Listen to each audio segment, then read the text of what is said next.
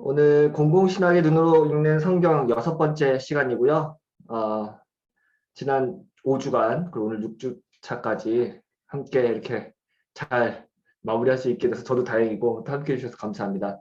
오늘 마지막 시간입니다. 그래서, 마지막 제가 성경 본문으로 잡은 거는 디모데전서 2장 1절에서 7절 말씀입니다. 아마 적어도 제가 이제 공공신학과 관련해서 성경 말씀으로 인용한 것 중에서는 한 번도 본 적은 없었던 것 같아요. 근데 이거를 이제 제가 지난번에 얘기했지만, Biblical Pattern for Public Theology인가? 그래서 하워드 마셜이라고 하는 학자가 쓴 논문에, 이 한 챕터가 들어가 있어요. 그래서, 이 본문 말씀을 가지고 이제 공공신학으로 연결하는 건데, 사실은 뭐 딱히 엄청난 그 공공신학적인 아이디어가 담긴 내용은 아니에요. 근데 저도 이제 마지막으로 공공신학으로 성경 읽는다고 했을 때 그 마지막 본문은 굉장한 어떤 그 사회 참여적이거나 공적인 어떤 이슈를 다루는 본문이 아니라 소위 기도라든가 예배라든가 찬양이라든가 이런 또 예배의 한 요소를 갖고 꼭 다루고 싶었어요. 근데 마침 뭐 이게 딱 들어맞는 건 아니지만 기도라고 하는 컨셉으로 우리가 드리는 공적 기도, 여기서 퍼블릭 프레이라고 하는데 이거는 사실 이제 교회에서 대표 기도를 얘기해요. 네.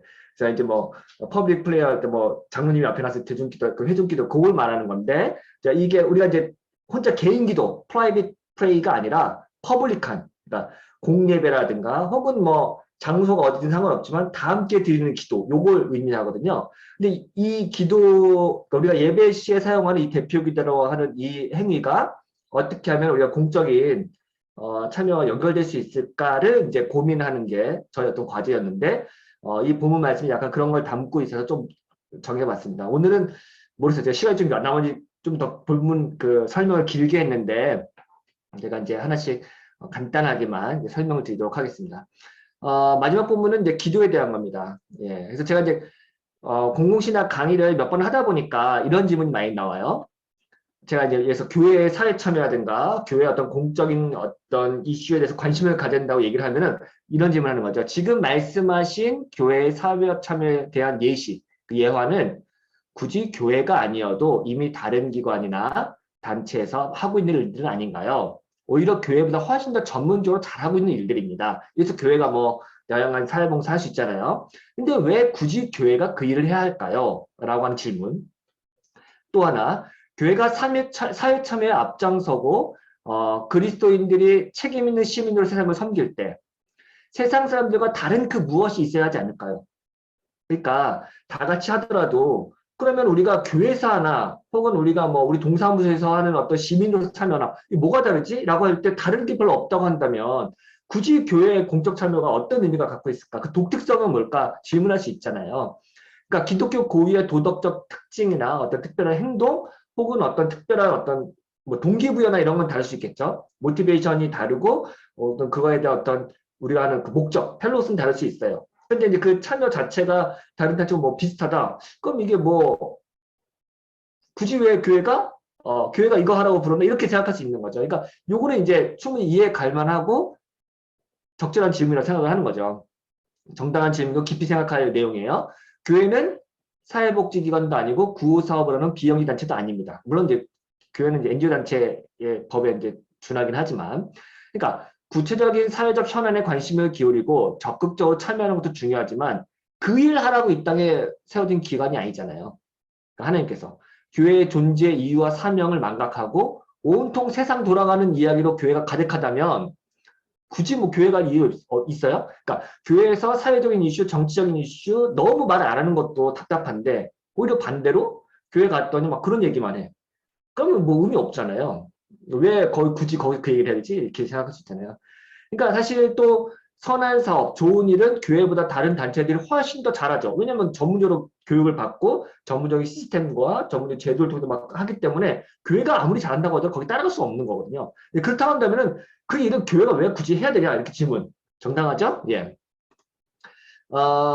그래서 이제 제가 드는 생각은 제가 모르겠어. 저도 이제 생각이 조금씩 이렇게 변화 과정 중에 있는데 옛날에는 교회가 사회 참여를 얼마나 잘하고 적극적으로 성실하게 하느냐가 굉장히 중요하기도 했는데 또 한편으로는 뒤집어서 이렇게 생각해요. 교회가 하는 일은 있는데 그것을 사회에서도 같이 연결해서 더 적극적으로 한다. 이렇게 이제 생각하는 것이 있는데, 예를 들어서 예배 자체로 예배를 잘 드림으로써 사회에 기여하는 게 있을 수 있을까?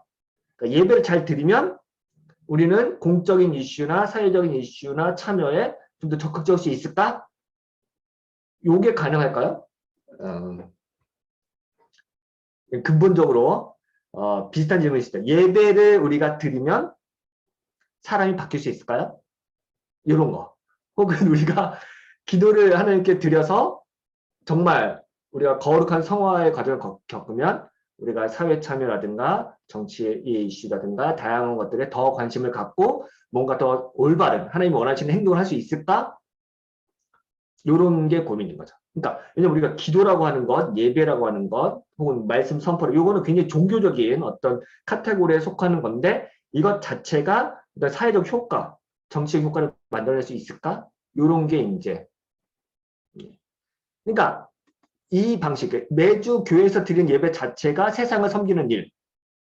요거는 좀 우리가 생각하기 어렵잖아요. 왜냐면 예배는 우리끼리 모여서 하나님을 찬양하고 예배하는 이거 자체가 세상을 위한 건 아니잖아요. 그렇죠?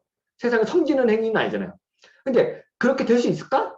그러니까 직접적인 건 안 되겠죠. 근데 제가 생각하는 거는 교회 안에서 예배를 드림으로써 여기서 우리의 세계관과 가치관과 혹은 도덕성을 함양하고 시민성을 함양할 수 있는 어떤 베이스 캠프가 될 수 있을까?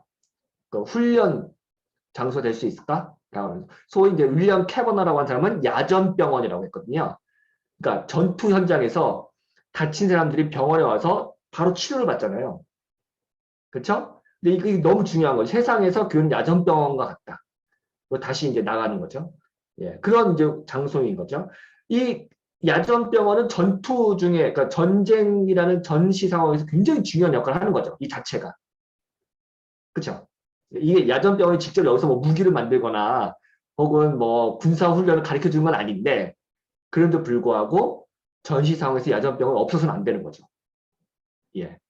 근데 마치 요거를 메타를 좀 사용하다 보면은 우리가 드리는 예배라든가 교회에서 형성되는 다양한 도덕적 성품들이 이것이 바로 사회에서 강력한 뭐 영적인 군사로서 활동할 수 있게 해줄 수 있을까? 우리는 뭐 그렇게 소위 생각을 많이 했었죠. 근데 그래요. 이게 최근에 한국교회에서 없었던 건 아닌 것 같아요. 있었어요. 심지어 이제 목회자의 설교라든가 어떤 그 정치적 발언, 교회에서의 정치적 발언을 통해서 완전히 여기에 이제 태극기 부대를 만든다든가 뭐 이렇게 해가지고 이제 완전 전투에 보내는 뭐 이런 방식이 있었죠. 이거는 뭐 부정적이든 긍정적이든 아무튼 이런 방식이 있었는데 뭐 어찌됐건 뭐 이런 방식도 저는 하나의 어떤 방식이 될 수 있는 거죠. 그런 게 이제 사실은 되게 중요하지 않나 이런 생각을 해본 거죠. 그러니까 예배야말로 우리가 바라고 소망하고 욕망하는 바를 가장 잘 컨트롤하고 형성할 수 있는. 그래서 이제 제가 여기도 얘기했지만 이제 제임스 스미스 같은 사람이 예배와 문화 뭐 시리즈 1, 2, 3권 있잖아요. 하나님 나라를 욕망하라, 하나님 나라를 상상하라, 왕을 기다리는 3부작이 있는데 이건 전부 다 예배가 우리의 가치관, 성품을 함양해가지고 우리가 이렇게 욕망하는 바를 재조정, 리셋해 주는 거예요. 그래서 다시 우리가 나 자신만을 위해 살던 인간을 예배를 통해서 욕망을 조절하고 지향점을 바꿔서 세상을 섬기도록 혹은 하나님 나라를 위해 헌신하도록 이렇게 바꿔주는 역할. 이게 어떻게 가능하냐? 그게 가능한 게 바로 예배다라고 하는 게 제임스 스미스의 기획이고 이것은 사실은 이제 뭐 제가 이렇게 좋아하지만 어떤 다른 의미에서 스탠리 하우어스가 말하는 것 중에 하나이기도 하죠. 예.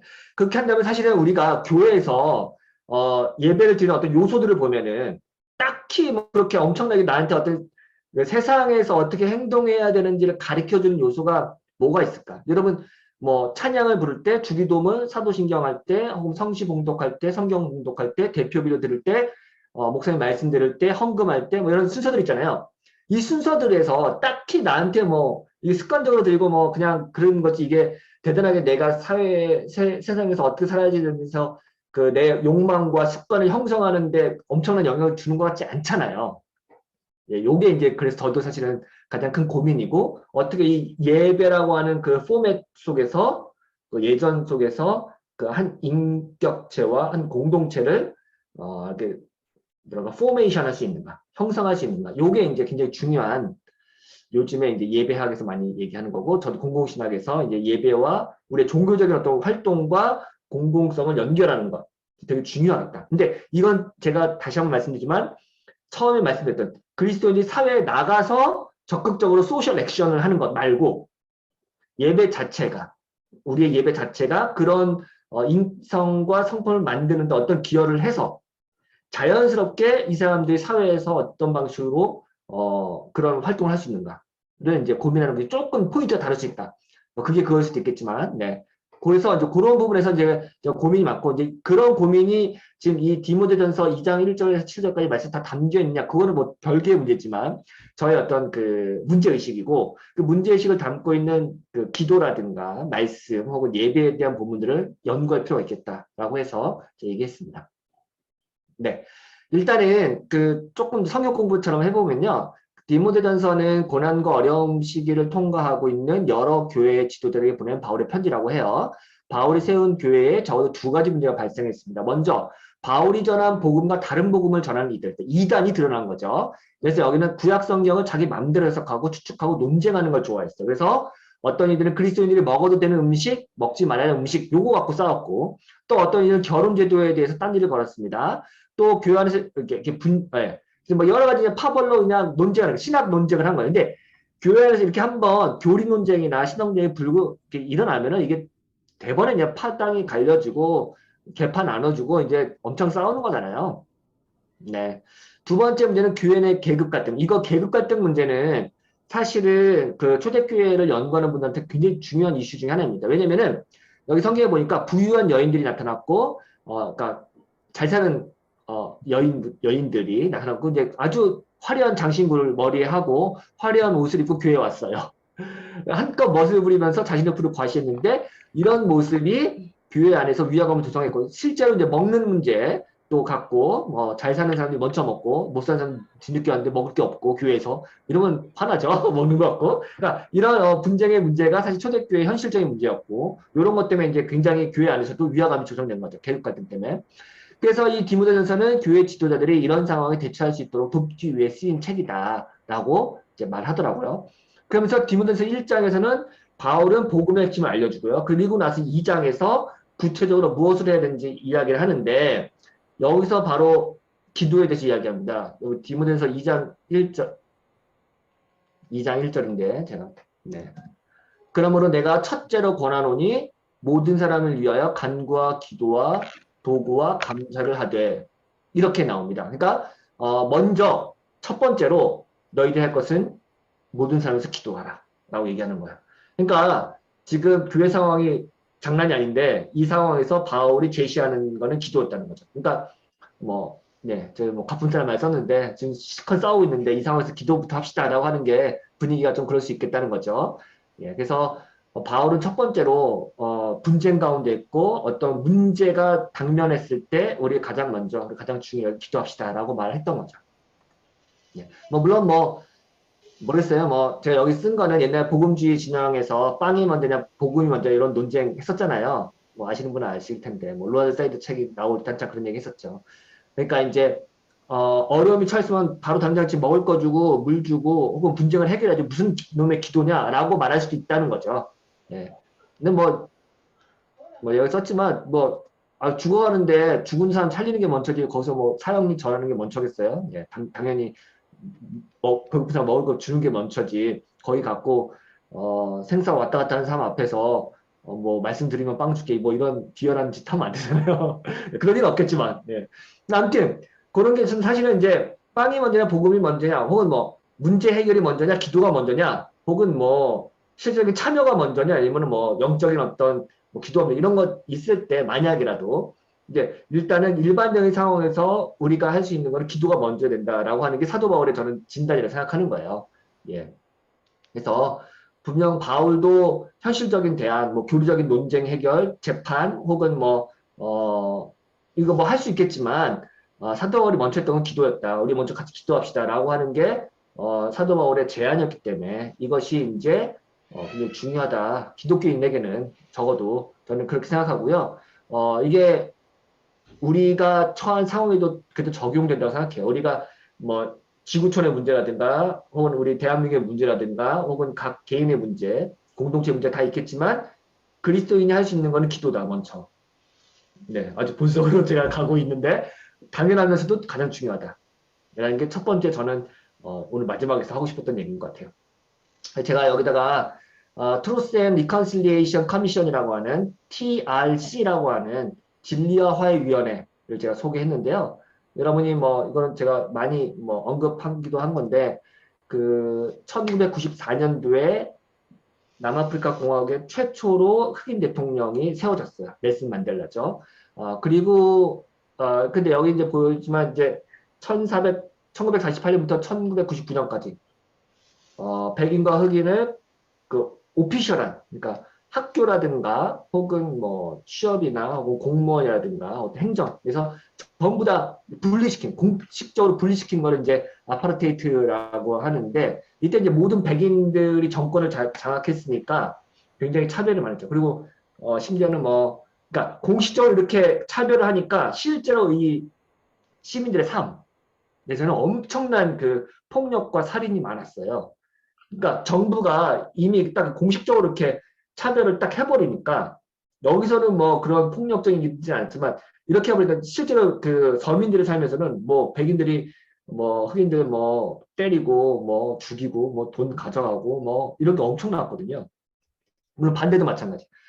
그래가지고 뭐 여기다 쓰진 않았지만은 이 넬슨 만델라 대통령이 그러니까 그 대통령이 되고 난 이후에도 흑인들의 어떤 그 유혈 사태가 끊이질 않았어요. 그래서 총이 수거가 안 돼요. 그래서 전 세계에서 총기사가 제일 많은 나라가 남아공이에요. 예, 그래서 그 케이프타운은 진짜 하루에 한 40명씩 죽어나간다고 하더라고요. 총기 사고로. 무시무시한 곳이죠. 제가 있었던 프리토리아도 밤마다 총성이 들려요. 제가 사는 곳에서도. 그러니까 그만큼 이게 해결이 안 돼. 그러니까 이 말은 뭐냐면은 그 흑인들의 분노, 그러니까 오랫동안 울분이 쌓여 있던 거잖아요. 그래서 이거를 만델라 대통령이 되고 난 다음에 이게 한순간에 폭발하는 거죠. 그러니까 그동안 법을 울렸는데 그게 해방되니까 내가 그동안 당했던 것 되갚아 주겠다라고 하는 게 이 국민의 정서였던 거예요. 그러니까 이때 이제 그 데스모드 투투 주교가 이제 같이 진리와 화해위원회라는 걸 만들어서 이제 갈등 조절을 하는 건데요. 뭐 감동적인 게 엄청 많아요. 제가 다 소개하기는 어려운데 그 해결책의 그 조건이 이거였어요. 자기 죄를 고백하고 완전히 털어놓는다. 백인들이죠. 백인들이 자기 죄를 고백하고 완전히 털어놓는다면 가장 잔혹한 범죄자일지라도 처벌하지 않는다. 그러니까 공적인 사죄, 죄책 고백을 하면은 다 용서해준다. 그러니까 요거를 흑인들이 받아들이기 어려웠어요. 이해하시죠? 예. 근데 뭐 어떻게 했어. 해가지고 뭐 거기서 백인들이 이 기간 동안에 백인들 네가 살인죄를 저질렀어도 잘 고백만 하면 심판하지 않는다. 재판하지 않는다. 이게 철칙이에요. 그러니까 이 흑인들 입장에서 너무나 둔한 일이었는데 이게 놀랍게도요 성공을 해요.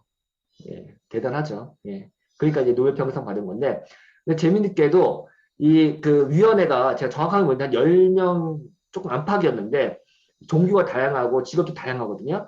이 위원회가. 근데 여기서 데스몬드 투투 주교가 이런 얘기를 해요. 제가 한번 읽어볼게요. 우리 모임을 이렇게 시작합시다. 우리 마음의 소리에 귀를 기울이고 서로의 마음을 배려합시다. 그러려면 우리의 감수성을 깨워야 하고 우리의 영혼이 타인을 향해 열려야 합니다. 위원회 첫날인 오늘 하루 동안 우리의 영혼을 열어놓는 시간을 가지면 어떻겠습니까? 잠시 눈을 감고 묵상의 시간을 가집시다. 영적 지도자의 말씀을 들읍시다. 오늘 하루는 말을 멈추고 침묵합시다. 각자 신을 이해하는 방식이나 부르는 이름은 다르지만 그 초월적인 영의 흐름을 받아들이고 우리를 어디로 이끄시는지 마음으로 따라갑시다. 라고 하면서 기도를 하고 시작하고요. 이 위원회가 열리는 날 전날 데스몬드 투투주교는 전국에 있는 성공의 사제들과 성도들에게 중보기도 해달라고 기도 편지를 보내요. 그러니까 이게 저는 이제 많은 그 사람들이 이 데스몬드 투투주교의 진료화해위원회 이 진행되는 과정을 보고 종교의 힘을 보게 돼요. 그러니까 기도의 힘이라든가 종교의 힘이라든가 용서라는 어떤 키워드가 어떻게 정치적으로 효과를 일으키는지를 하는 그 책도 있어요. 예. 한나 아렌트 인간의 조건을 분석한 책 중에 책 읽는 삶인가 그런 책에 보면은 용서와 정치라는 내용이 나오는데 이 위원회를 언급을 합니다. 그만큼 대단한 거죠. 왜냐면 이게 그러니까 엄청난 재판 상황이나 갈등 상황이나 문제 상황이 있을 때 그 전에 우리가 기도로 먼저 시작한다는 거. 이거는 사실은 뭐 말이 안 되는 거긴 한데 세속 국가에서 근데 이제 그래도 한 거죠. 이게 엄청난 효과를 일으킵니다. 그래서 이 정도만 제가 언급을 할게요. 예화는 있으니까. 조금 더 하면은 누구를 위해 무슨 기도를 할 것인가. 디모데전서 2장 1절에서 모든 사람을 위하여 기도하라고 합니다. 왜냐하면 하나님은 모든 사람이 진리를 알기 원합니다. 그러니까 이 모든 사람을 위해서 기도하라고 하는 것, 그러니까 기도하고 구원에 대한 게 연결되는데 지금 2장 1절에 대해서는 기도에 대해 언급하고 4절, 5절, 6절에는 그리스도로 인한 구원이 중요한 주제로 나와요. 그러니까 기도와 구원이 나오고요. 근데 2절이 더 특히 재밌는데 제가 읽어볼게요. 임금들과 높은 지위에 있는 모든 사람들을 위하여 하라. 기도를. 이는 우리가 모든 경건과 단정함으로 고요하고 평안한 생활을 하려 함이라. 여러분 이거 보시면 그 말씀 기억나시죠? 예레미야서 29장 7절. 너희는 그 도시의 평화를 구하라. 왜냐하면 너희가 거기서 안전하게 살기 위함이라. 그렇죠? 그러니까 우리가 그 이방 땅에 가서 그 이방 땅의 평화를 구하는 이유라 지금 디모데전서에서 여기 임금들, 그러니까 정부 관료나 통치자나 정부를 위해서 기도해라. 왜냐하면 이 사람들이 우리에게 평안한 생활을 보장해주기 위해서다라는 말인 거죠. 그러니까 초대교회 성도들은 통치자를 숭배하지 않았지만 그들을 위해서 하나님께 기도했죠. 그렇죠? 근데 이제 그 당시에는 이제 황제를 위해 기도할 뿐만 아니라 황제에게도 기도하는 이런 게 많았대요. 근데 이제 그리스도인들은 이렇게 하진 않았죠. 황제를 위해서 기도는 하죠. 하나님께. 하나님께 황제를 위해서 기도하는 거죠. 이 당시에는 이제 황제 숭배와 황제가 기도의 대상이면서 동시에 기도를 받는 분 이렇게 됐기 때문에 굉장히 좀 이제 요거를 갖고 이제 굉장히 이제 이 바울의 세상이 반 로마 제국적이다, 반 제국적 이런 식으로 엮어서 이제 해석하는 논문도 소개는 할 텐데 너무 그렇게만 해석하면 이 본문의 취지가 전 조금 오도된다고 생각하는 거예요. 예, 그래서 비슷한 것 같아요. 디모데전서 2장 1절 말씀은 예레미야서 29장 7절 말씀처럼 도시의 평안을 위해 그리고 통치자와 정부를 위해 기도하라고 말하죠. 그 이유가 뭐예요? 세속 정부가 안정적으로 국정을 운영하고 삶의 안전을 보장해야만 그리스도인들이 편안하게 신앙생활할 수 있기 때문이죠. 따라서 그리스도인들은 정부가 정의롭게 통치하고 사람들을 공정하게 대우하도록 기도해야 되죠.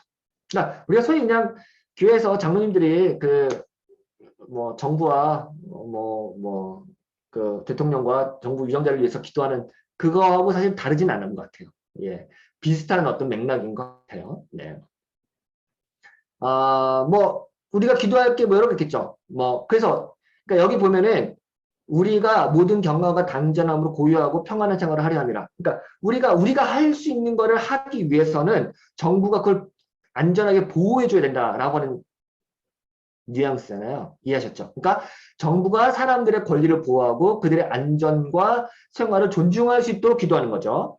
불이한 법과 질서가 있으면 이를 개선하기 위해 노력하고 문제를 해결할 수 있도록 기도하는 거죠. 제도의 보호를 받지 못한 이들, 궁핍에 처한 이들을 돌보고 보살필 수 있도록 기도하는 거죠. 그리스도인들은 정부가 이 모든 역할을 잘 수행할 수 있도록 기도하는 거죠. 그러니까 이게 뭐 정치적인 어떤 목적을 갖고 기도하는 게 아니라 이런 역할을 정부가 잘 할 수 있도록 우리가 기도하는 거죠. 우리가 우리 편, 니 편 해가지고 정부를 딱 상정해 놓고 뭐 비판하는 기도를 하든 옹호하는 이런 게 아니라 물론 뭐 이 내용에는 어느 정도 그 정치적 뉘앙스가 담겨 있을지 모르지만 적어도 우리 국가가 정의로운 국가가 되기 위해서 그리고 궁핍한 자들이라든가 혹은 소외된 자들을 외면하지 않고 그들을 잘 돌볼 수 있도록 기도하는 거죠. 이 정도 기도 훌륭하지 않습니까? 네. 그러니까 말씀을 미루어 보면은 바울이 생각하는 국가의 중요한 역할은 시민들에게 자유와 안전을 제공해주고 보호해주는 것. 일 수 있어요. 왜냐하면 이 당시 그리스도는 소수자였잖아요. 그러니까 이분들이 종교의 자유, 그러니까 내 소수자로서 내가 하나님을 마음껏 믿을 수 있게 그 자유를 달라고 유정자들을 위해서 기도한 거잖아요. 아, 그렇다고 한다면, 우리가 올챙이적 생각한다면, 우리가 동시에 어떤 기도를, 우리만 보호해달라고 하는 게 아니라, 우리와 같이 소수자인 사람들을 보호하는 정부가 되게 달라고 기도해야겠죠. 네, 이게 정당한 기도겠죠. 네, 아렌티가 말하면서 권리를 가질 권리를 위해서. 나도 권리가 있답니다. 라는 거를 말하기 위해서 그 권리를 보호해주는 기도를 하는 거죠. 사실 이제 뭐, 정치적 자유주의의 출발점이긴 한데, 그 권리를 보장해주는 기도. 네. 사회의 소수자로 살아가고 있는 그리스도인들에게 가장 필요한 국가의 역할은 다른 게 아니죠. 그저 그들이 안전하게 생활할 수 있는 삶의 터전과 종교의 자유를 가질 수 있는 사회적 조건을 만들어주는 겁니다. 그들이 안전하게 예배드릴 수 있고 또 그리스도의 증인으로서 생활해도 삶의 위협을 느끼지 않는 사회. 국가는 이런 사람들을 보호해주고 지켜주는 역할을 하는 것이죠. 즉 그리스도인들은 이런 조건을 국가가 수행할 수 있도록 기도하는 거죠. 예. 근데 이걸 뒤집어 보면은 우리 사회에서 이런 소수자의 역할, 그러니까 지금 그리스도교 공동체의 소수자라고 한다면은 동일하게 이런 소수자들이 자신의 목소리를 내고 마음껏 자기의 권리를 주장할 수 있도록 그 자체를 보호해 주는 거. 그게 바로 국가가 해야 될 일이잖아요. 그걸 위해서 그리스도인도 함께 힘을 써야겠죠. 네. 이렇게 정부와 통치자를 위해 기도하라는 바울의 권면에는 구원과 평화는 두 가지 신학이 깊이 녹아져 있습니다. 그래서 하나님은 모든 사람이 구원받기를 원하시고 그들이 경건한 삶을 살기 원하십니다. 그러므로 사람들이 구원을 받고 그리스도인의 삶을 살 수 있는 정치 사회적 여건을 만들도록 기도하는 것. 그러니까 결국은 뭐 모르겠어요. 이게 뭐 집단적인 이기주의일 수도 있어요. 결국은 모든 사람이 구원을 받기 위해서 이 정부가 어떤 그 사회적, 정치적 안정망과 시스템을 만들도록 기도하는 거죠. 그렇게 생각하면은 바울의 기도는 내가 선교를 하고 교회가 복음을 선포하고 결국에는 모든 이들이 하나님을 믿도록 하기 위해서는 그냥 하는 게 아니라 국가가 해야 될 역할이 있는 거죠. 네. 근데 이때는 뭐 물론 다원주의에 대한 감각은 없었을지 모르겠지만, 네. 하지만 바울 자체는 모든 사람이 구원을 얻기까지 국가가 해야 될 어떤 사상의 자유라든가 권리를 가질 권리를 마련하도록 그리스도인들이 기도했다는 거죠. 예. 예, 그래서 이제 디모데전서 2장 4절에는 하나님은 모든 사람이 구원을 받으며 진리하는 데까지 이르기 원하시는 거죠. 이 일을 위해서 우리가 복음도 선포했지만 또 국가가 할 역할이 있다는 걸 말하는 거죠. 예. 그래서 결국 바울은 모든 이들이 구원을 위해서 그리고 이 땅의 평화를 위해서 기도하라고 권면을 합니다. 그 다음에 이제 5절이 나오는데 5절은 참 재밌는 게 읽어보면은 뜬금없이 갑자기 신앙 고백이 나오죠. 하나님은 한 분이시오. 또 하나님과 사람 사이의 중보자도 한 분이시니 곧 사람이신 예수 그리스도라. 그러니까 모든 사람을 위해서 기도하라. 그리고 정부 통치자들을 위해서 기도하라. 하나님 모든 사람이 구원받기 원하신다. 그래서 5절에 하나님은 한 분이요. 그 중보자도 예수 그리스도다. 이거 말 그대로 신앙 고백이 나오거든요. 그러니까 이게 이제 저는 약간 이제 그 맥락이 조금 뜬금없는 게 물론 모르겠어 온 우주의 통치자는 하나님이다. 그리고 예수 그리스도가 우리의 유일한 구세주이다. 라고 하는 신앙 고백을 통해서 하나님이 모두 다 구원하기 원한다는 표시일 수도 있는데 이 부분에 있어서는 제가 조금 더 정치적인 뉘앙스를 담고 싶은 게 많은 학자들이 이런 그 본문을 보면서 톰 라이트라든가 뭐 호슬리 같은 더 심하고 이런 사람들도 바울 서신이 갖고 있는 정치적 함의를 얘기를 많이 해요. 그다음 요즘에 최근에는 옛날에는 그런 걸 많이 언급을 못했는데 최근에는 많이 하는 거죠. 사회적 정책. 그러니까 이런 신앙 고백이 그냥 나온 게 아니라 그 사회적 맥락이나 정치적 맥락에서 굉장히 이제 센 신앙 고백이자 정치적 선언이었다고 말하는 게 많거든요. 네. 근데 뭐 저는 이제 그거에 대한 갑론을박은 굉장히 많아요. 제가 지난주도 한번 했던 것 같은데 그걸 막 비판하는 사람도 있고 막 강력히 주장하는 사람도 있고 뭐 반반씩 하는 사람도 있고 뭐 여러 가지 있어요. 근데 저는 이제 바울이 얼마나 무슨 뭐 교회를 통해서 혹은 신앙 고백을 통해서 아주 반국가적이고 지금 정부에 대한 혹은 로마 제국에 대한 막 비판적인 목소리를 냈는지 안 냈는지 그거는 제가 잘 모르겠고 여전히 논쟁 중인데 확실한 건 요거죠. 왜냐면 바울의 수용 의도나 목적을 몰라. 내가 알 수가 없죠. 근데 이렇게 고백함으로써 얻게 되는 효과가 있는 거죠. 그 말은 나는 그냥 신앙 고백을 했을 뿐인데 그 신앙 고백이 실제로 발화되고 효과를 일으키는 그 정치적 효과라고 하죠. 이거는 의도했든 의도하지 않았다. 상관없이. 의도했을 수도 있고 안 했을 수도 있는데 어찌됐건 이게 효과를 일으키는데 그 효과라는 것은 결국 사람들이 보기에 쟤네는 로마 황제를 숭배하지 않네? 쟤네는 왜 로마 황제한테 머리를 조아리지 않지? 그러면서 막 이런 고백을 해버려. 그러면 이제 이게 그 당시에는 어떤 뉘앙스로 이 공동체와 이 그리스도인들이 비쳤을지는 알 수 있겠죠. 예. 그래서 이제 이런 이제 신앙 고백이 사실은 굉장히 신앙 고백이면서 동시에 정치적 선언일 수 있다라고 하는 이중적인 효과가 있다는 거죠. 네. 뭐, 그래서 좀 약간 반제국적인 글을 제가 좀 인용했더니, 뭐, 당시에는 뭐, 황제가 뭐 이런 역할을 했다. 뭐 이런 문헌들은 뭐 많죠. 근데 이거는 이제 바울 사신과 연결할 수 있느냐 없느냐가 문제지, 뭐 이런 뭐 당시의 황제 숭배라든가 황제 숭배에 대한 어떤 예전적인 어떤 행위들은 뭐 자료는 엄청 많습니다. 제가 알기로는. 네.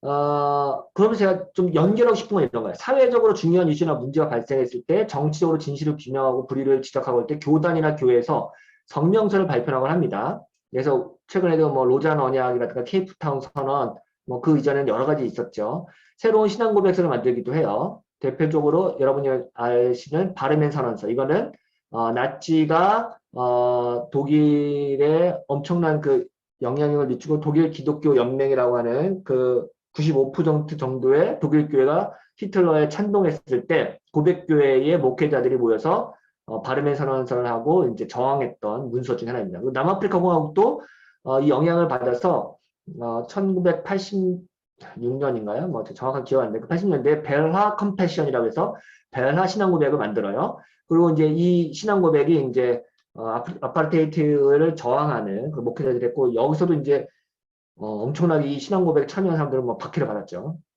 그러니까 이러한 선언문과 신앙 고백서는 모두 정치 권력에 저항하는 맥락에서 작성된 문서고 그 특징이 있습니다. 그런데요, 이 참 재밌는 게요. 바르멘 선언서나 여러분 베라 컨페션을 인터넷에서 찾아볼 수가 있어요. 읽어보세요. 그러니까 제가 최근에도 이제 뉴스엔주에도 서평을 썼는데 이 당시에 국가 권력에 저항했던 목회자나 신학자들 대표적으로는 뭐 보네퍼나 바르트 혹은 뭐 골비처라든가 뭐 에벨링이라든가 뭐 이런 사람도 있거든요. 이런 분들 설교라든가 혹은 여기 나오는 바르멘 선언서, 베라 컨페션 읽어보세요. 그러면은 놀라운 게 그러니까 정치적 저항에 대한 메시지가 없어요. 네. 그러니까 정권에 대한 정치 비판이 없어요. 당연하죠. 왜냐면 이거는 신앙 선언문이에요. 그러니까 여기서 뭐라면 그러니까 바르멘 선언은 우일의 유일하신 말씀은 예수 그리스도다. 그리고 우리는 그분을 믿고 따라 이게 1항이에요. 베라 컴패션은 삼위일체 하나님이 말씀과 성령을 통해 교회를 모으시고 지키시고 돌봐주시고 이런 말을 있어요. 삼위일체에 대한 신앙 고백이 있어요. 자, 그러니까 이런 신앙 고백하는 메시지는 분명해요. 이 세상의 모든 주권과 권력을 상대하고 오직 하나님 한 분만을 믿고 따르던 굳은 신앙의 결단.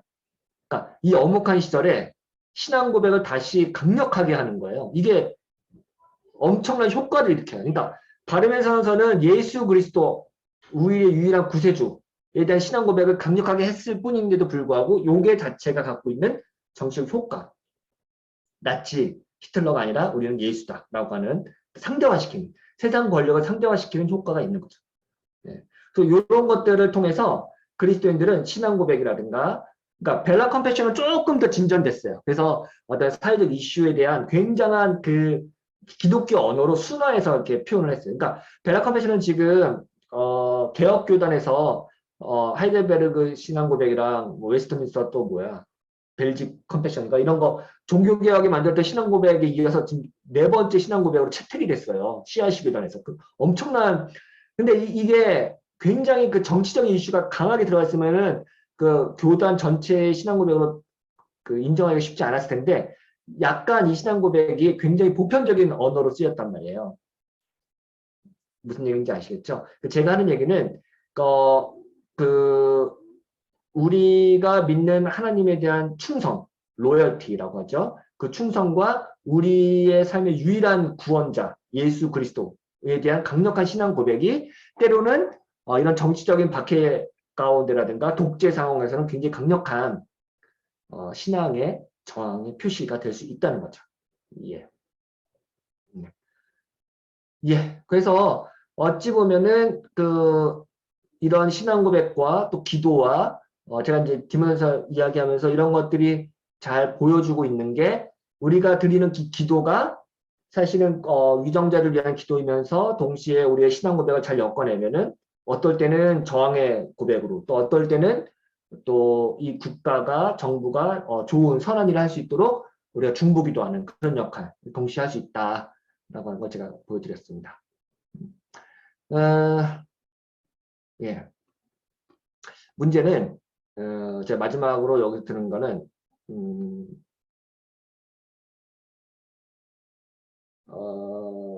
예. 그러니까 기도가 우리 예배가 욕망을 잘 조율한다 이런 거 이제 말하는 건데 요걸 제가 말씀드릴게요. 그리스도인이 이 땅을 살아가는 동안 어쩔 수 없이 한 나라의 시민이자 그리스도의 제대로 살아갑니다. 국가 폭력으로 인해 희생자들을 발생할 때 그리스도인들은 적극적으로 국가에 저항하고 권력에 맞서 싸워야 하죠. 반면 일반적인 상황에서는 국가가 민주적인 절차와 인간의 번영을 증진할 수 있도록 돕고 협력해야죠. 그죠? 그러니까 요게 그래서 요즘에 이제 정치 신학을 하시는 분들이 가장 중요하게 생각하는 거는 분별, 디서먼트라고 하는 거하고 결단이에요. 그러니까 우리가 그 정치 판단을 할 때 지금 우리는 저항을 해야 될 때인가 아니면 기도해야 될 때인가 이거를 판단하는 거예요. 그러니까 보네포도 이게 가장 어려웠던 문제거든요. 지금 내가 히틀러 암살에 가담할 때인가 아니면 평화를 위해서 그냥 기도할 때인가 이 정세 판단 이 판단력, 결단력이 제일 중요해요. 그래서 보네포의 윤리는 결단의 윤리예요. 제가 친구들이랑 이거는 이제 뭐 친구들끼리 했던 얘기인데 옛날에 이제 박근혜 대통령 한창 있을 때 이거는 우리가 그 마치 그 보네포의 심정으로 더한 놈이다, 더 나쁜 놈이다, 저항해야 된다, 막 강력해 우리가 뭐 암살해야 된다, 뭐 이런 얘기까지 농담으로 나왔단 말이에요. 그러니까 지금 우리가 늘 있는 문제죠. 항상 우리가 국가 지도자에게 지금 우리가 해야 될 상황 판단, 우리는 뭘 해야 되는가, 이 판단. 그러니까 우리는 지금 정부에 협조해야 될 때인가, 아니면 정부를 비판해야 될 때인가. 헷갈리죠. 예. 그래서 이거는 뭐 어려운 문제 같아요. 그러니까 이 분별력. 근데 제가 이제 하나의 대안으로 만드는 거. 우리가 어떻게 해야 저항의 때와 복종의 때를 분별할 수 있을까? 제가 오늘 부탁드려 기도라고 썼는데 기도는 기도하는 사람은 자신이 무엇을 해야 할지 무엇을 선택해야 할지 자연스럽게 알 수 있다. 그런가요? 기도해도 모를 때 있긴 한데 일단 써봤습니다. 이거는 무슨 신비한 능력을 말하는 게 아닙니다. 뭐냐면 스테니아워스가 했던 말 중에 하나인데요. 스테니아워스는 독특한 윤리학을 갖고 있어요. 스테니아워스의 윤리학은요. 우리가 전통적으로 근대에서 기독교 윤리라고 할 때는 옳고 그름을 분별하는 능력이에요. 좋은 것과 나쁜 것, 선한 것과 악한 것을 분별하는 능력, 그 규범성을 갖는 게 윤리학의 목적이었어요. 판가름하는 거죠. 근데 스테니아워스는 이런 방식으로 어떤 우리에게 선택지가 있을 때 어떤 걸 선택하는지 이성적이고 합리적이고 혹은 뭐 감정적이고 이런 것들을 가지고 판단하는 인간의 그 능력 자체를 불신했어요. 선택지를 놓고 우리가 어떤 것이 옳은가를 고민하는 것 자체가 윤리가 아니라고 생각합니다. 그럼 뭐냐? 윤리는 이게 버추애티라고 하는 건데 윤리는 마치 내가 그런 거죠. 제가 항상 드는 얘기인데 요리를 잘하는 사람, 평소에 요리 훈련, 칼질 훈련 잘하는 사람은 어떤 미션이 닥쳤을 때 그냥 몸이 기억하는 방식으로 요리를 해버려요. 뭐 잠깐 고민할 수는 있겠죠. 근데 그 고민이 이게 하는 게 옳은지 이게 하는 게 옳은지 고민하지 않는다는 거예요. 또 하나는 많이 드는 예 중에 하나인데 제가 무술을 연마한 사람, 무도인, 평소에 훈련을 오래 한 사람은 어느 순간 어디서 어떻게 공격이 예상되지 않은 방식으로 올지라도 그것을 피하고 공격할 수 있는 몸의 훈련이 된 사람. 이게 덕이라는 거예요. 그래서 스테니아워스는 맥킨타이어라든가 아리스토텔레스의 전통을 끄집어 와서 우리가 그 합리적인 판단을 해가지고 옳고 그름을 판단하는 그 근대적인 규범 윤리학을 비판하고 덕이 쌓인 사람, 그러니까 평소에 습관이 쌓인 사람은 어떤 상황이 닥쳤을 때 바로 고민하지 않고 선택을 하게 된대요. 여기서 이 옳은지 그른지 선택하는 사람은 이미 덕이 형성되지 않은 사람인 거예요. 예, 그러니까 여기서 덕이 없는 사람은 윤리적 딜레마에 빠졌을 때 이것저것 사이에서 고민을 해요. 선택을 한다는 것은 한계에 부딪히면, 그러니까 지금까지 내가 한 번도 경험해 보지 못하고 이런 거 어떻게 하지? 근데 우리는 모든 순간순간이 선택의 상황에 직면하잖아요. 그렇죠? 근데 스탠리 하워스한테는 이게 아니에요. 덕이 있는 사람은 이미 행한 것 혹은 행하지 않는 것 모두가 행위자의 행위였다고 인정하는 능력. 내가 지금까지 살아왔던 삶의 궤적이 이러했다면 앞으로 어떤 상황이 닥치더라도 이러한 방식으로 선택을 하게 되는 거예요. 이거는 누가 가르쳐 준 것도 아니고 내가 판단해서 하는 것도 아니라 자연스럽게 판단하는 거예요. 그러니까 어떤 사람이 덕이, 그 사람의 습관이, 그 다음에 전통이, 그 사람이 갖고 있는 내러티브가 그 사람의 정체성을 형성하면은, 그렇죠? 이게 덕 윤리의 핵심이잖아요. 내러티브, 공동체, 윤리 다.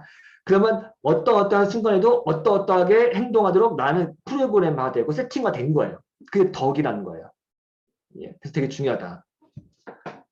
이해될지 모르겠어요. 그래서 보네포도 마찬가지로 결의론이라고 해요.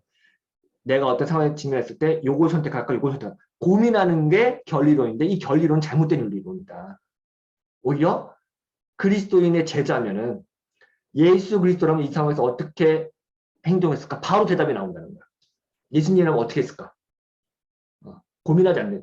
왜냐면 예수님은 그동안 해왔던 어떤 삶의 궤적과 스타일이 있어요. 그걸 맞춰서 하는 거예요. 네.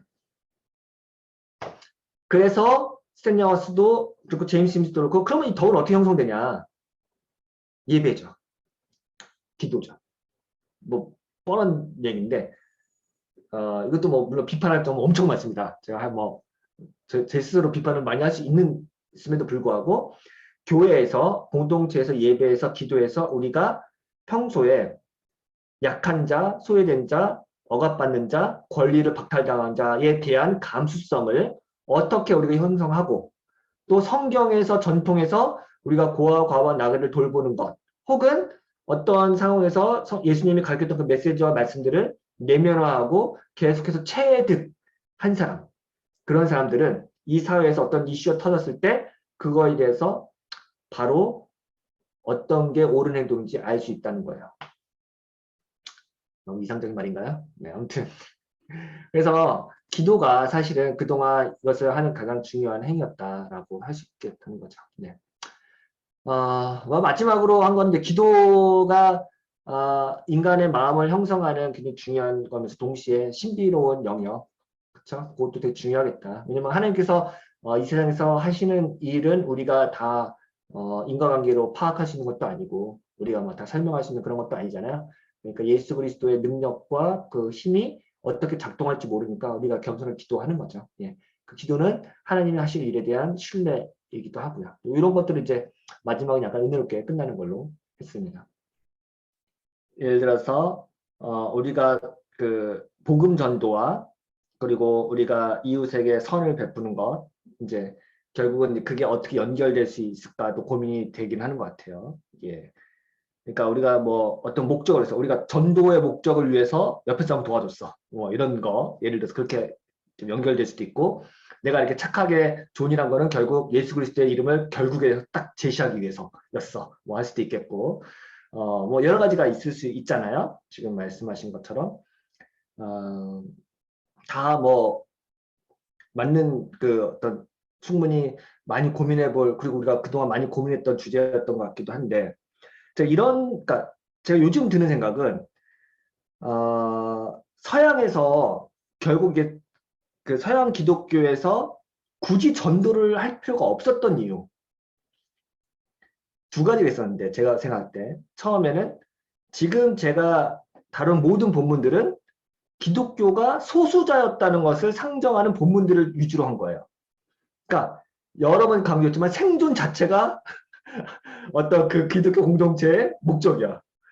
그러니까 뭐 전도하고 자시고 요 정도도 아니고 어떻게든 이 반기독교적인 문화 혹은 세속 문화에서 내가 살아남을까. 굉장히 이제 방어적이에요. 근데 이 방어적인데 그 로널드 스타크가 얘기한 것처럼 되게 방어적이고 굉장히 위협에 처한 공동체인데 이 사람들이 희한하게 이타적인 삶을 살았던 거예요. 굉장히 윤리적이고 선을 행했어. 베드로 3장 9절에 말한 것처럼. 그랬더니 희한하게 이 공동체가 부흥을 했어요. 근데 이 맥락은 있는 것 같아요. 그러니까 전도고 자시고 하기가 쉽지는 않은 상황이었을 것 같고 소수자였기 때문에 사람은 남자 이런 생존이 목적이었던 사람들한테 되게 놀라운 그 도덕성이 있었던 거죠. 그러니까 이타적인. 그러니까 이제 그 시대에서 굉장히 쟤네들 뭐야? 그 말 그대로 너희 안에 있는 소망에서 묻는 자들에게 항상 대답받고 준비할 때 예수님이 가르쳐줬어 이렇게 얘기할 수 있게 할 만큼의 어떤 그런 어떤 놀라운 게 있었던 것 같고 또 하나는 서양에서는 그 선교가 시작된 게 굉장히 18세기 이후잖아요. 윌리엄 캐리가. 왜냐면은 그 이전에 선교를 할 이유가 없었던 게 다 크리스찬 문화이기 때문에 굳이 선교를 할 이유가 없다는 거죠. 그러니까 그 말은 굳이 내가 뭐 예수님을 전할 이유가 없었다는 거죠. 근데 우리나라, 그러니까 지금 피선교지에서는 굉장히 그게 다른 맥락으로 다가오는데 저도 이제 고민인 거는 우리가 굳이 전도나 예수 그리스도의 복음 선포의 목적이 아닌 방식으로 말 그대로 세상의 회복과 인간의 번영과 혹은 샬롬을 선포하기 위해서만 우리가 그냥 열심히 해야 될까 생각이 드는 거예요. 저도 똑같이 생각이 들어요. 교회가 해야 될 일이 NGO 단체 나갑니다. 시민단체, 기독교 NGO는 달라요. 기독교 NGO 단체 그걸 하라고 세운 거니까 그걸 목적대로 하면 돼요. 근데 교회의 목적이 그걸까? 저도 한번 생각해봐요. 교회의 목적이 세상을 섬기되 뭘로 섬기냐? 예배로 세상을 섬길 수 있을까? 제가 그 고민이라니까요. 그러니까 나가서 사회봉사하는 걸로 세상 섬기는 거는 NGO 단체 더 잘하잖아요. 그러니까 교회도 그거를 하지 말라는 게 아니라 교회가 이 땅에 존재하는 목적은 나가서 배고픈 사람들, 가난한 사람들 먹여주고 입혀주는 걸 하기 위해서 교회가 있는 건 아니라고 생각해요. 저는. 그거 하는, 그러니까 교회의 존재의 목적은 예배고 기도고 하나님을 찬양하는 건데 여기서 우리가 어떻게 세상을 섬기는 에토스를 만들어낼 수 있는가고 예배 드린 사람이 일상생활에서는 세상 섬겨야죠, 당연히. 그렇잖아요. 근데 이게 교회가 그 일을 해서 하러 이 세상에 부른 게 아니라 그 일을 하는 사람들을 만들어내는데 교회가 부르심을 받은 거죠. 이런 말들을 좀 써야겠네요. 네. 그렇다고 한다면 우리가 세상 나가서 그냥 복음을 전하지 않더라도 세상을 섬기는 일 열심히 할 수 있죠. 굳이 여기서 막 예수 믿다고 복음 안 전해도. 근데 물론 뭐 당연히 그거를 뭐 나눠서 막 그렇게 생각할 필요는 없지만 당연히 복음도 전하지만 당연히 또 세상을 섬기는 건 그대로 하는 거죠. 그지만 교회가 과연 세상을 직접적으로 섬기도록 하는데 부름을 받았을까? 혹은 그렇게 부름받다 할지라도 지금은 아까 말한 것처럼 기윤식이 됐건 뭐 교회개혁연대가 됐건 혹은 뭐 다른 뭐 정치 뭐 연대가 됐건 뭐 굉장히 좋은 거 하는 게 너무 많기 때문에 거기서 그걸 잘하도록 교회는 지원해주고 서포트해주면 되죠. 아무튼 뭐 저도 말하다 보니까 이렇게까지 오게 됐는데 이렇게 하면 제가 또 교회의 사회적 체험이나 공공신학 이런 거 조금 맥락이 달라지긴 하는데 제 고민이기도 합니다. 네. 혹시 뭐 네. 이게 제가 그럼 이해하기로는 공공신학이라는 것은 이제 교회가 우리끼리만 잘 살지 말고 이제 세상에 나가서 잘 살아야 하는데 그러기 위해서 우리가 해야 될 일이 기도이다. 이렇게 정리할 수 있을까요? 음, 그래서 저는 이제 개인적으로는 교회를 중심으로 공공신학을 말하는 거를 좋아하지는 않아요. 그러니까 교회만 세상 나서 사회 참여, 그러니까 교회가 세상을 향해서 뭘 하자라고 하는 거를 좋아하진 않아요. 우리는 항상 교회를 위한 신학, 교회가 뭘 하는 거를 사고가 갇혀 있는데 교회는 예배드리는 곳이고 하나님을 찬양하고 기도하는 곳이고 세상에 나가서 세상을 섬기는 건 그리스도인들이죠. 그러니까 그리스도인들이 꼭 교회를 매개로 해서 세상을 섬기는 건 아니다. 많이 했던 얘기죠. 왜냐면 저는 뭐 어느 단체를 통해서 교육개혁을 이렇게 했고 어느 단체를 통해서 뭐 아니면 나 개인적인 신분으로도 혹은 뭐 그냥 시민으로서도 얼마든지 우리 사회가 좋은 사회가 되도록 할 수 있거든요. 꼭 교회 이름 팻말 걸고 안 해도. 하지만 내가 이런 생각 갖게 만들어준 건 교회죠. 교회에서 내가 형성됐으니까. 세상을 섬기라고 부름을 받았으니까 저는 세상에 나가서 세상을 나름대로의 방식으로 세상을 섬기는 거죠. 그런 식으로 조금 약간 생각하면 어떨까? 그러니까 하나님은 우리가 잘 되기를 바라시거든요. 저는 그게 성경의 창조의 목적이고, 그리고 잘 안 돼.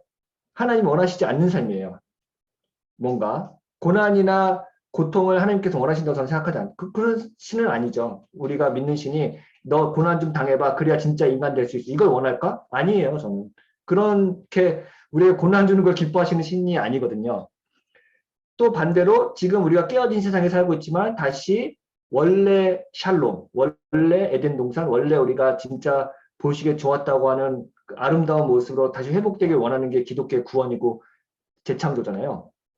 저는 이게 인간의 번영이라고 하는, 그러니까 소위 공공신학에서 말할 때 공공신학이 추구하는 그 목적은 뭐냐? 행복이거든요. 근데 그 행복이 과연 그러면은 성경 전체에서 어떻게 나왔고 인간의 번영이라고 하는 것이 왜 그렇게 중요한가를 제가 이제 마지막에 썼어요. 근데 제 고민은 그거예요. 그래, 과연 인간이 잘 되길 바래. 잘 살길 바래. 그리고 행복하길 바래. 하나님이 어떤 인간의 지으신 목적이고 앞으로 그렇게 가길 바래. 근데 지금 말씀하신 것처럼 기도의 응답이 안 될 때, 혹은 계속 우리가 얘기했지만 십자가의 길, 고난의 길, 그리고 제자도의 길, 이것과 이 샬롬은 어떻게 연결되나, 이게 제 고민인 것 같아요. 왜냐면 제가 지난번에 그 우재영 목사님이 있을 때도 같이 얘기했지만 제자도의 삶이라고 하는 것은 우리가 이 땅을 살아가면서 십자가를 지고 그리스도를 따라가는 삶, 그리고 뭐 명예와 권력을 다 포기하고 낮아지고 겸손해지는 그리스도의 길, 이런 어떤 그 비장한 각오의 삶이 있잖아요. 그리고 그게 사실은 저한테도 굉장히 중요했고, 그러니까 축복을 강조하고 혹은 뭐 복만 얘기하는 한국교회에서 굉장히 새로운 어떤 패러다임을 바꾸는 제자훈련이 그런 쪽으로, 물론 그런 쪽으로 제자훈련이 가진 않았지만 제자도의 어떤 영성이라는 게 그런 거였잖아요. 십자가의 길, 십자가의 신앙, 이런 거. 근데 요거하고 이제 제가 얘기했던 그 샬롬과 번영의 삶하고 좀 이렇게 안 맞는 것 같다는 느낌이 일단 저한테 있고, 그게 제일 고민이었거든요. 그래서 그거를 제가 마지막에 좀 썼는데, 시간이 많이 지나서 제가 한 10분 정도만 브리핑을 하고, 그 다음에 남은 시간 조금 얘기해도 되겠죠? 어차피 이거 영상도 보내드려야 되니까, 빨리 한번 해보겠습니다. 네, 그럼 먼저 나머지 10장 할게요. 제목을 급진적 제자도에서 인간의 번영으로 해봤습니다. 앞에 문제제기만 좀 읽어볼게요. 그동안 우리는 예수님의 삶과 가르침, 그리고 그 분을 본받아 살아가는 제자도가 그리스도에게 참된 윤리이며 덕이라고 생각했습니다. 예수님은 자기를 부인하고 자기 십자가를 지고 따라오라고 했고, 자신보다 다른 이들을 더 소중하게 생각해야 된다고 말했습니다. 심지어 산상수훈에서는 가난한 자가 복이 있고 의를 위하여 핍박을 당하고 고난당하도 기뻐하라고 했습니다. 제 문제의식은 이런 제자도의 영성은 인간의 번영과 영 거리가 멀어 보입니다. 역사 속에서 예수님의 가르침을 문자적으로 지키기 위해 수도원에 들어가 청빙한 삶을 사는 수도사들도 있었고, 예수님의 비폭력을 그대로 실천하기 위해 애쓴 사람도 여전히 있습니다. 최근에는 예수님의 가르침을 현대사회에 적용하면 반드시 국가 권력이나 자본주의 질서에 맞설 수밖에 없다고 이야기하면서 강력한 저항을 이야기하기도 합니다. 소위 급진적 제자도라고 하는 말은, 이런 말 한번 들어보셨어요? 레디컬 디사이플십이라고 하는데, 이런 삶의 태도를 그리스도인의 모든 영역에 적용하는 걸 가리킵니다. 하지만 이런 급진적 제자도는 또 다른 율법주의로 새로운 죄책감을 심어주기도 합니다. 저한테 하는 말이기도 한데요. 그래서 자발적인 가난, 그리고 국가 권리에 저항하는 삶, 이런 것들은 왠지 개인의 기쁨과 즐거움을 빼앗고 삶을 즐길 수 없게 만들기도 해요. 그러니까 선물로 받은 삶을 기쁨과 감사함으로 누리고, 그 누림으로써 즐거움을 얻는 것, 마치 그냥 내 개인의 여가와 행복을 위해서 추구하는 것 같아서 뭔가 찜찜한 느낌, 그런 느낌 아시죠? 그러니까 뭔가 내가 여행을 가고 맛있는 음식을 먹고 풍요롭게 살고, 뭐 풍요롭다는 게 엄청나게 뭐 대단한 풍요로움은 아니다 할지라도, 이런 근데 자기만의 어떤 높은 도덕적 기준을 가지고 사는 사람은 굉장히 이제 뭔가 스스로의 갈등, 예를 들어서 뭐 좋은 차를 타고 다니는 성도가 직접 저한테 그런 얘기 하더라고요. 이게 왠지 뭔가 죄를 짓는 것 같고, 뭐 그런 느낌이 든다. 그럴 수 있죠. 그래서 뭐, 한참 목사님들은 뭐 차 갖고 막 그런 거, 차 담임 목사님 뭐 엄청 좋은 차 타고 가면 그거 갖고 뭐 저럴 수 있냐 막 비판 많이 했잖아요. 요즘에도 그런 비판 많이 하죠. 근데 과연 그런 거, 그러니까 차를 더 좋은 걸 갖고 싶은 내 욕심, 혹은 더 맛있는 음식을 먹고 싶은 내 욕심, 더 좋은 곳에서 여행을 즐기고 싶은 내 마음. 이게 과연 탐욕이고 욕심일까? 혹은 하나님께서 주신 내 삶의 기쁨을 어느 정도까지 누릴 수 있을까? 요 긴장과 갈등이 중요한데 적어도 급진적 제자로가 하는 말 속에는 이런 그 내가 풍요롭게 살고 삶을 누리는 방식과 굉장히 갈등을 일으키지 않나라고 하는 부분입니다. 근데 또 제가 이제 궁금한 거는 그 급진적 제자도라는 명분 때문에 인간의 번영이란 또 다른 기독교의 귀중한 유산을 잃어버린 거 아닐까? 예를 들어서 새하늘과 새 땅이란 말이 여호와 증인에서 많이 쓰는 말이잖아요. 신천신지라고 해가지고. 근데 그러니까 이거를 기존 교회에서는 많이 안 쓰게 되는, 요즘엔 많이 쓰는데 다 감사하게도 뭐 요한계시록 여호와 증인 해석하는데, 근데 번영이란 말도 우리가 번영신학, 축복신학, 뭐 삼박자 축복 이런 것들이 워낙 우리한테 각인이 세게 됐다 보니까 이거에 대한 어떤 기독교의 원래 가지고 있던 신학 전통이나 성경의 내러티브를 너무 이렇게 해석하면 좀 너무 세속적인 거 아니야? 이렇게 느낄 수 있지 않나? 또 한편으로 그렇게 생각하는 거죠. 근데 제가 살펴보니까, 우리가 생각하는 번영이나 행복이라는 단어가 굳이 이건 뭐 현대적인 용어지만 성경적인 언어 바꾸면은 굉장히 이거 관련된 어휘군, 클러스터 오브 뭐 워드라고 하죠. 이 군집들, 그 뭐라고 해요? 단어 패밀리들이 있는데 그 성경 관련된 어휘들을 보니까 행복, 기쁨, 번영, 웰빙, 성취 이런 단어들이 이제 성경에서 발견이 되고 이것이 가장 그 집약된 단어가 샬롬이에요. 잘 아시겠지만. 네. 그리고 최근에는 이런 그 번영, 플로리싱이라고 하는데 그리고 조이, 해피니스, 웰빙, 컨플리트먼트 이런 것들이 굉장히 신학적 주제로 강력하게 대두가 되고 있어요. 예. 그래서 이제 이런 것들이 되게 중요하다. 그래서 창조는 인간 구원의 서막이 아니라 인간과 자연의 풍성한 삶, 풍요로운 삶, 아름다운 삶의 창조다. 그래가지고 창조론에 대한 강조가 많이 되고 있고 하나님은 모든 것을 창조하신 후에 인간뿐 아니라 피조물들의 번성하고 풍요의 복을 주시고 복이 좋다고 했다. 그러니까 또 종말의 때 이런 풍요로움이 다시 회복되는 거. 그러면 지금 우리가 이 풍요로움 못 누리는 거는 죄로 인한 거죠. 그러니까 하나님의 뜻은 이 죄로 인해서 풍요로움을 못 느끼는 것을 걷어내고 우리가 다시 풍요로움을 느끼게 해주는 풍성한 삶을 사는데. 근데 여기서 이 풍성한 삶이라는 여러 가지 의미가 있을 수 있어요. 뭐 물질적인 풍요는 당연합니다. 당연한 거예요. 물질적 풍요가 첫 번째예요. 제가 볼 때는. 그러니까 우리가 소위 세속적이라고 말하는 물질적 풍요가 기본이에요. 이게 없이 무슨 정신적이고 영적이고 우리가 뭐 고상한 행복 이런 거 없어요. 제가 볼 때는. 구약 성경에 적어도. 구약 성경에서 샬롬이라고 얘기한 거는 그냥 그 사람 자체가 잘 되는 거예요. 잘 사는 거예요. 잘 사는 게 뭐냐? 아프지 않고 자기 집에서 행복하게 풍요롭게 배고프지 않고 사는 거. 그게 풍요예요. 네. 딴 게 없어요. 질병에서 해방되는 거, 가난에서 극복되는 거. 사실 이거 뭐 조용기 목사님 말한 거랑 다르지 않죠? 예. 맞아요. 저는 그런 부분에서 조용기 목사님이 말했던 인간의 그 삼박자 축복이 완전히 비성경적인 게 아니다. 그렇게 생각이 드는 거예요. 그래서 성경에도 샬롬을 이야기하는 게 온전함, 웰빙, 번영 이런 것들로 나오고요. 실제로는 건강, 경제, 관계 이 모든 것의 조화 그리고 완전함 제대로 발휘될 때 샬롬이다. 근데 여기서 더 이제 추가하고 싶은 게 뭐냐면 공동체의 번영이에요. 이건 이제 월터 브루응이 더 많이 강조한 건데 이 나만 잘 사는 게 아니라 다 같이 잘 사는 거죠. 네, 공동체가 같이. 근데 여기 공동체에는 동물도 포함되고요. 성경에 보면 이사야의 비전에 보면 그리고 외국인도 포함되고 나그네도 포함되고 모두가 다 잘 사는 거. 그래서 저는 요거를 조금 더 인간의 번영과 십자가의 길과 제자도 영성을 결합하는 방식은 뭐냐? 나만 잘 사는 거는 정말 그게 기복신앙이고 내 주변에 힘들거나 아프거나 배고프거나 가난하거나 혹은 병자나 외국인이나 나그네가 있으면 이 사람들과 같이 잘 살도록 하는 게 진짜 성경이 말하는 번영인데 만약에 주변 사람들 전혀 신경 안 쓰고 나만 잘 살겠다라고 하는 거는 복이 아니다. 성경이 말하는.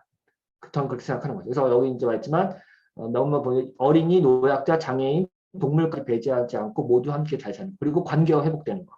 관계가 회복되는 거는 제가 뭐 회복적 정에서 간단하게 언급하긴 했지만 이런 부분까지도 되게 언급이 중요하다.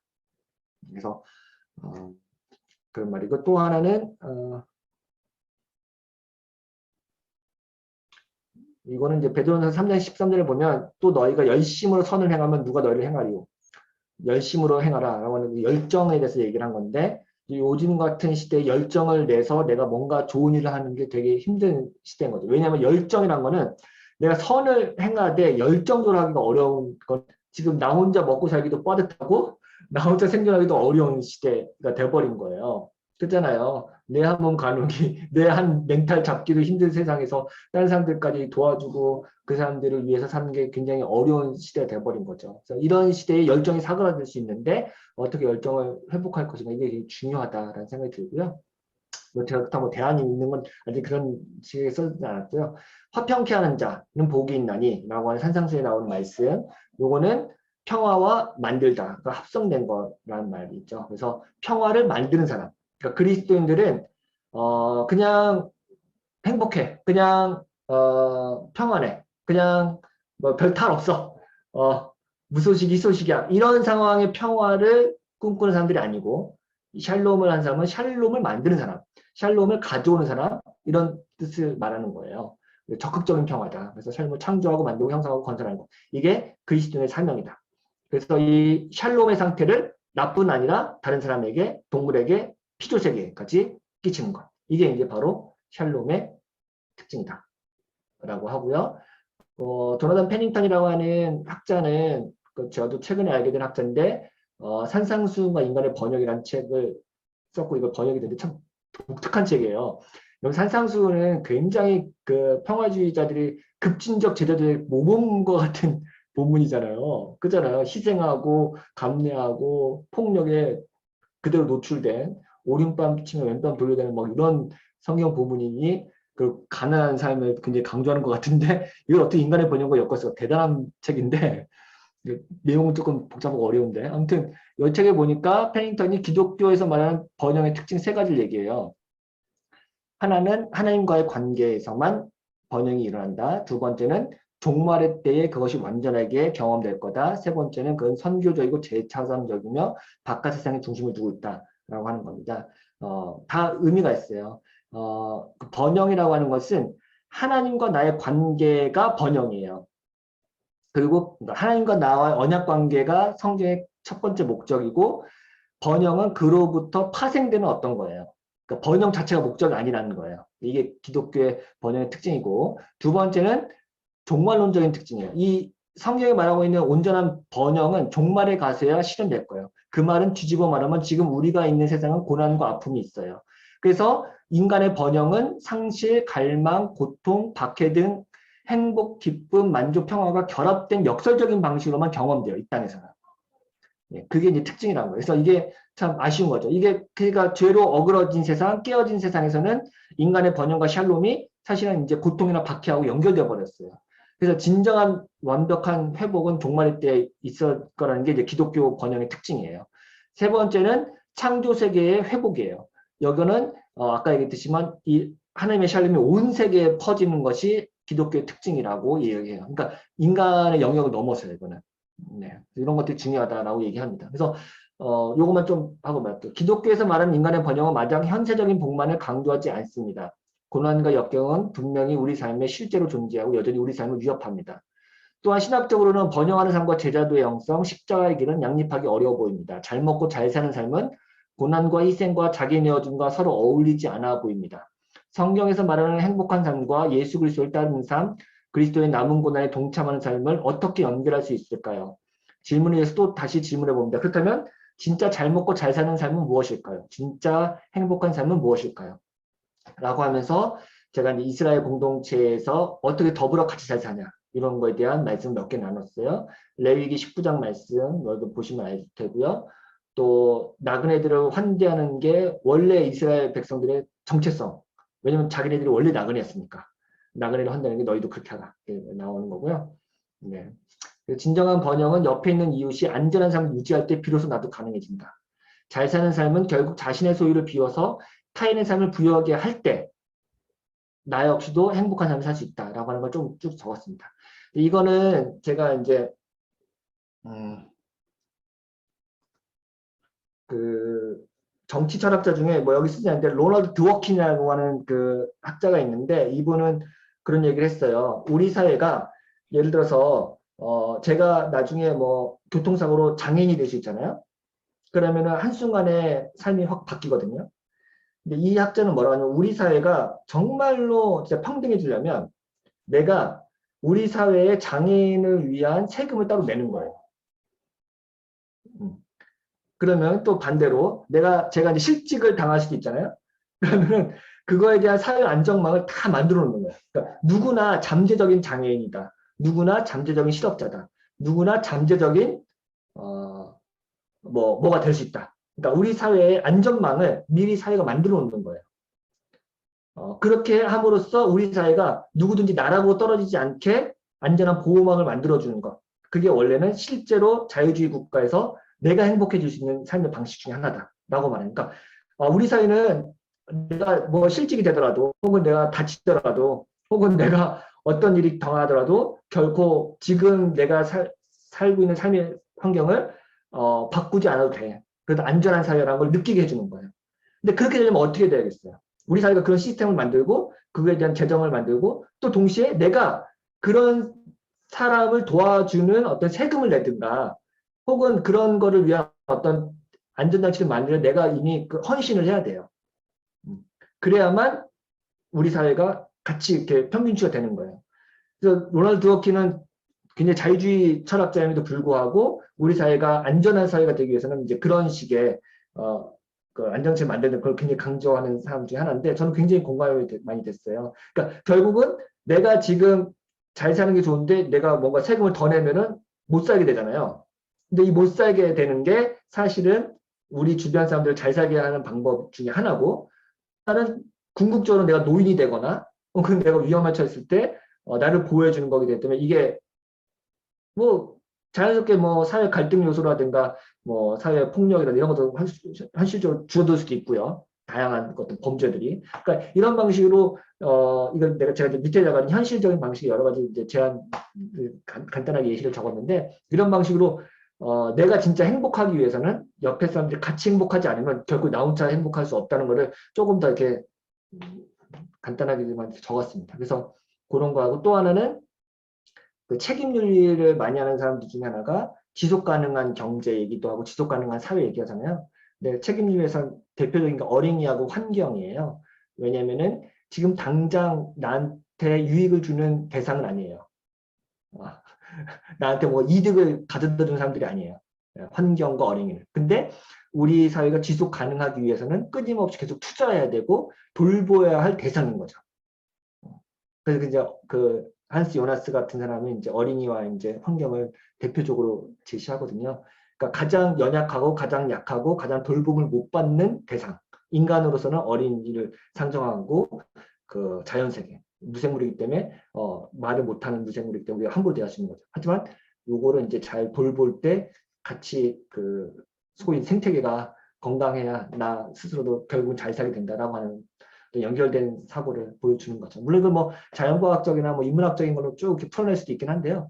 성경에도 이런 메시지가 많이 있다는 것을 보여주기 위해서 마지막에 좀 그런 내용을 적었습니다. 자꾸 딴지 거는 것 같아 죄송한데. 네, 딴 좀 걸어주세요. 그래서 제가 결국 들은 거는 이제 공공신학이라는 게 사회민주주의로 가자는 얘기 같거든요.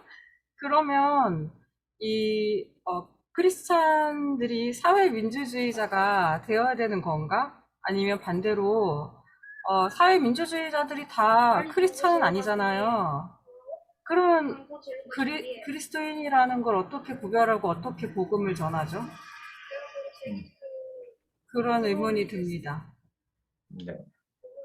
역시 아까랑 비슷한 질문일 수 있겠네요. 네.